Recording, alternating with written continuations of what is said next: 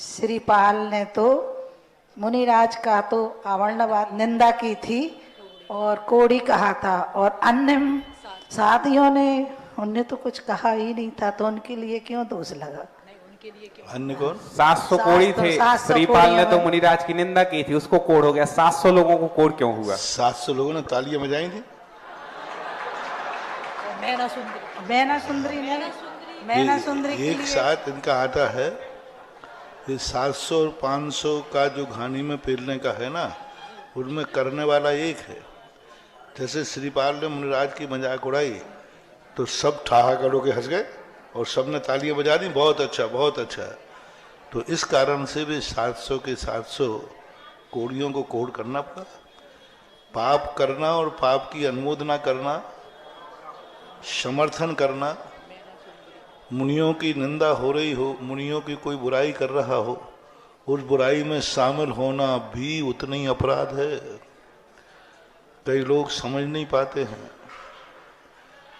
मुनियों का अपराध होना, मुनियों के प्रति को दोष होना, और तुमने नहीं कहा, तुमने कोई दोष नहीं निकाला, लेकिन जिसने दोष निकाले हैं उनका साथ दे देना, उनके साथ हो जाना।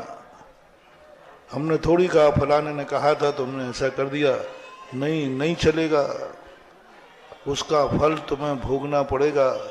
राजा श्रीपाल ने निंदा की थी, लेकिन 700 उनके साथियों ने उसमें अनुमोदना की थी, सहयोग किया था, ठीक किया, तो 700 को भी कोड़ी होना पड़ा। मैना सुंदरी ने क्या किया था कि इनको मैंने हमारी लाइफ में 3 हमारे गुरु। पहले गुरु प्रमाण सागर 30 साल हो गए, जो पहली क्लास में है और पहली क्लास से भी आगे नहीं बढ़ पाए। दूसरे गुरु हमारे विशुद्ध सागर, LKG से शुरू हुआ, PhD कर ली, वो महाराजा बन गए।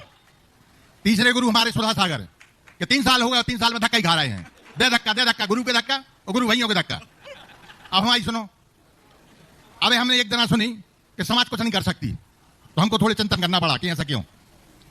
तो बैठे बैठे एक किताब देखो, और प्रदीप भैया आचार्य, हम तो हर बात में आचार्य शब्द निकल आता है।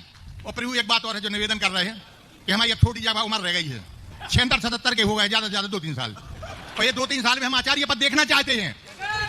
दूसरी बात, एक मिनट, अरे एक मिनट।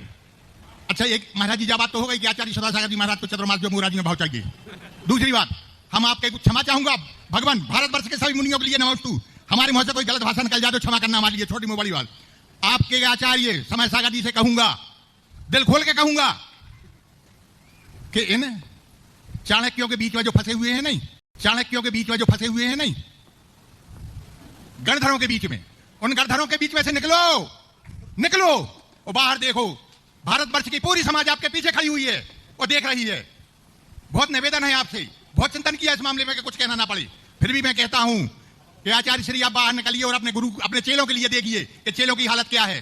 क्या दिया आपने चेलों के लिए, और क्या गुरु जी चले गए क्या दिया अपने चेलों के लिए? महाराज जी एक शब्द और है जो